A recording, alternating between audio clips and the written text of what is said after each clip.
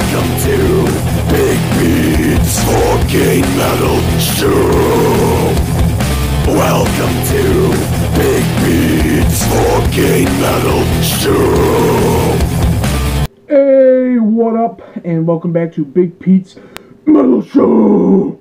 And today I'm going to be counting down my top 10 non-thrash metal albums of 2017. And the reason I decided to split it is because it was impossible to interweave the two. So I made two lists. So this list will not include any thrash metal albums. I have a separate list. It's probably the second most recent video on the channel. But let's not fuck around. Let's get right into this list. And I know there's probably about 300 other great metal releases from this year that I probably should know about, but, you know, I'm already keeping up with all kinds of bands, and, you know, these are just my personal favorite from what I know, from what I've listened to this year. I've listened to a lot of albums, a lot of great shit. So, number 10 might seem a little off, but this is my opinion, so fuck you. But I have Steel Panther's latest album, Lower the Bar. And this album, when it came out, I was on spring break. It was in South Carolina where I bought this, and it was just a fucking fun time. This is a fun album and a fun band, not to mention hilarious, and I saw them live about a couple weeks after this album came out, and they were fantastic. And I love Steel Panther. I listen to this not all the time, but I've listened to this a shit ton of times, and it's just fun, funny, glam metal.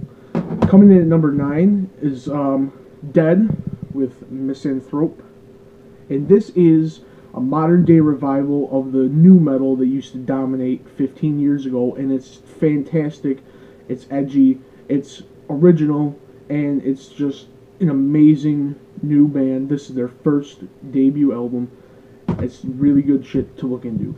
Number 8, Cannibal Corpse with Red Before Black, and this album, brutal as always. Cannibal Corpse never fails to disappoint, and I always look forward when a new album of theirs comes out because it's gonna knock your fucking head off, or shovel your head off.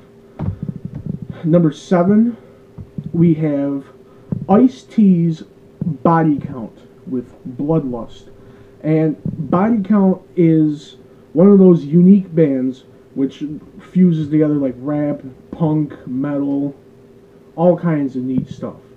And this album I couldn't stop listening to the first couple of weeks that I got it. It's a fantastic album, relevant, one of the first reviews on this channel, lots of great features on it as well, from like Max Cavalera, Dave Mustaine, and so forth. Now, number 6, I lost count for a second. Number 6, I have the new Trivium album, and this album is Thrash Your Face Off. Well, I didn't include this in the thrash list because it's not entirely thrash, but it's pretty thrashy. And it's just an amazing album. The last couple of Trivium albums weren't really that up to par, it seems, with the power and the raw fucking songwriting behind this band.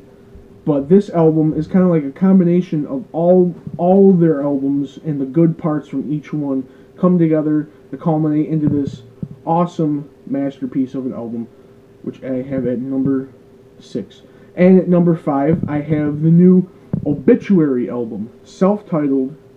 It's a pretty short album, and I love it. This is another one of those bands who could be old and still put out material that's not different, and it's original, and it's fucking awesome. Number 4, I have Rex Brown's Smoke on This. I just recently reviewed this one. This is an amazing album, and it's fantastic to see Rex doing his own stuff after all these years. Number 3, the new Mastodon album. I listen to this album a shit ton, and I love it. And that's pretty much all I'm going to say about that, because I don't want to really get into it too much. Number 2, I have the new Cavalera Conspiracy album, Psychosis. And this album really reminded me why I love Max Cavalera so goddamn much. Because this album is incredible. It's thrashy, but it's groovy, It's all kinds of great stuff. And before I get to number one, I'm going to go through a couple honorable mentions here. I got the Armored Saint Carpe Noctem, which is their first live album in like 30 years, and it's awesome to hear these guys. I love John Bush. I absolutely love him, and it's awesome to hear these guys live after so long.